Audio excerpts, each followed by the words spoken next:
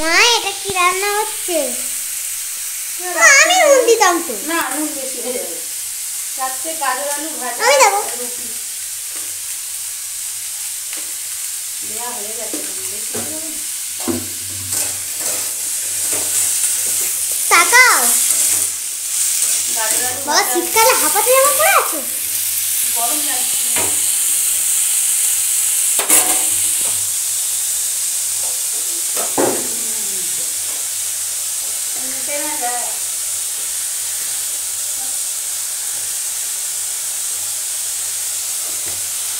আমি নাচি বাবা। দেখিস বাবা কড়াটা যেন উল্টে যায়। আমি দাঁড়িয়ে দাঁড়িয়ে করছি, ফ্রিতে উঠে গেছি। ফ্রিতে উঠে গেছিস? এখানে রান্না করছিস? বাহ খুব ভালো কথা। যখনই বড় হয়ে যায় তারপরে ফ্রিতে এসে উঠে গেছি। একা একা খেলে আরো খুশি হতাম। ফ্রিতে উঠে গেছিস, যদি একা একা খেতিস সেটা ভালো হতো। কেন তো মায়ের হাতে খেতে পারি না?